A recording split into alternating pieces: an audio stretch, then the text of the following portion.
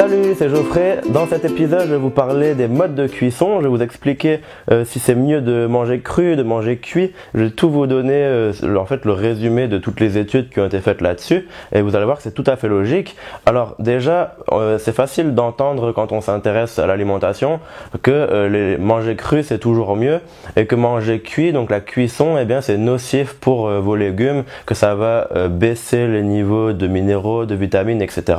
Alors la vérité, c'est tout simplement que ça dépend des légumes. Donc quand vous cuisez des légumes, eh bien souvent ça va augmenter des concentrations de vitamines et ça va baisser les niveaux de d'autres vitamines. Donc c'est pour ça que il faut pas dire que manger cru c'est mieux, puisque ça dépend vraiment des légumes et que la cuisson a de nombreux avantages, comme je vais vous l'expliquer. Donc déjà, si vous prenez par exemple de la tomate, quand vous cuisez de la tomate, eh bien la concentration en lycopène eh bien augmente radicalement. Et le lycopène, c'est ça qui a des propriétés surtout contre les maladies cardiovasculaires. Après, si vous prenez par exemple du brocoli, quand vous allez cuire du brocoli, eh bien ça va diminuer la concentration de certains antioxydants, et puis ça va augmenter la concentration d'autres antioxydants. Et ça dépend aussi du mode de cuisson, comme je vais vous expliquer. Donc en fait, il faut vraiment pas se focaliser là-dessus, puisque également quand vous allez cuire des légumes, vous allez pouvoir facilement en manger des plus grandes quantités. Je vous mets au défi de manger 1 kg de carottes râpées. Ça va être difficile, alors que si vous cuisez vos carottes, ok, eh bien ça va diminuer peut-être la quantité totale de micronutriments.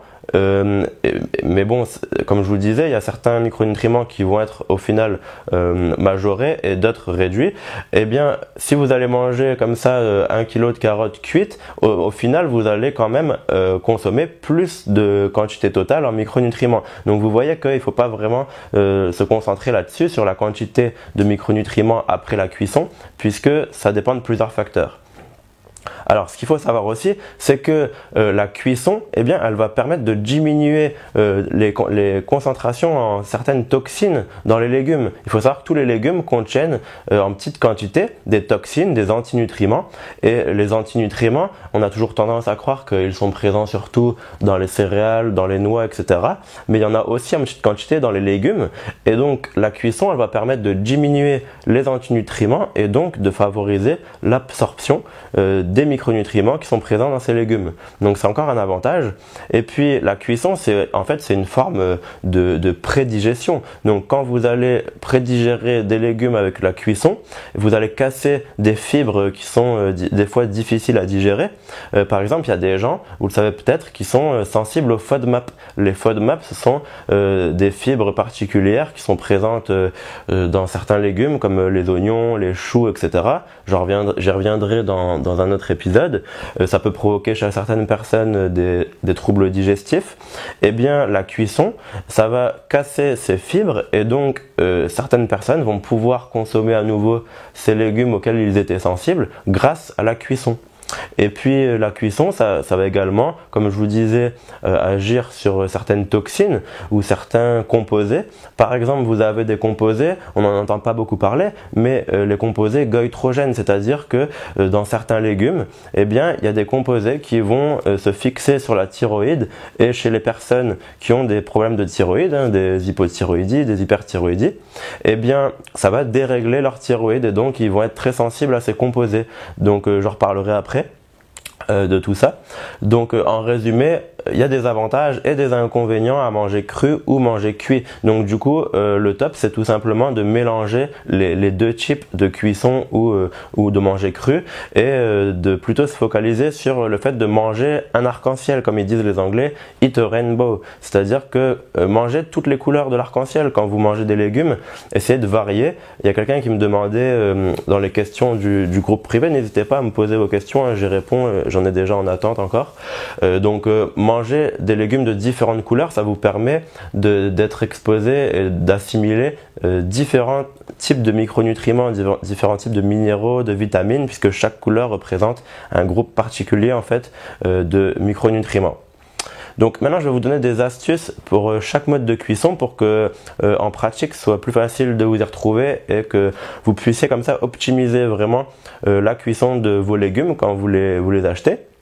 Donc déjà, le premier c'est de tout simplement de bouillir vos légumes dans de l'eau. Alors la majorité des gens vont croire que bouillir vos légumes, eh bien c'est ce qu'il y a de pire parce qu'on va perdre dans l'eau tous les micronutriments. En fait, toutes les études montrent pas forcément ce constat parce que dans l'eau, on va perdre certains micronutriments, notamment les vitamines hydrosolubles qui partent dans l'eau, mais c'est jamais la totalité. En général, c'est autour de 20%.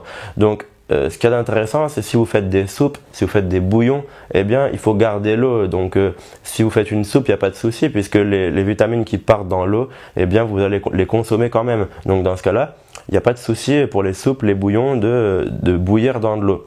Ensuite, il faut savoir que, par exemple, si vous cuisez des carottes, c'est la fin de cet extrait public de l'enregistrement. Alors vous pouvez avoir accès à l'intégralité de cet enregistrement tout simplement. Il vous suffit de vous inscrire juste en dessous de cette vidéo. Alors tout le reste de cet épisode, vous allez y avoir accès, mais pas que ça. Vous allez également recevoir 3 nouveaux épisodes chaque semaine.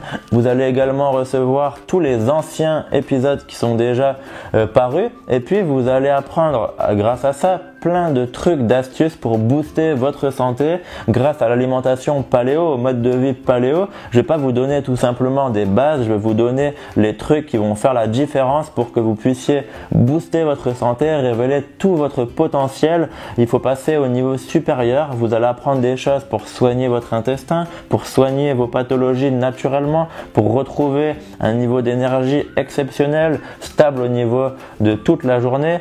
Vous allez apprendre à améliorer votre sommeil, vous allez apprendre à cuisiner facilement paléo. Je vais vraiment vous donner des trucs, des méthodes qui ont marché pour des centaines de personnes et vous allez obtenir des résultats. Donc c'est vraiment le but de ce groupe privé. Donc il vous suffit de vous inscrire au groupe privé en cliquant sur le lien juste en dessous de cette vidéo. Si vous êtes sur YouTube, eh bien dans la description de cette vidéo, vous avez un lien pour accéder au groupe privé. Si vous êtes sur le site internet, eh bien ça peut être fait en quelques clics en cliquant juste en dessous de cette vidéo. Alors vous allez accéder à tous les anciens enregistrements plus 3 nouveaux épisodes chaque semaine et puis vous pourrez également poser toutes vos questions à l'intérieur du groupe privé et je répondrai dans les prochains épisodes. Voilà, donc on se retrouve de l'autre côté. À tout de suite. Salut!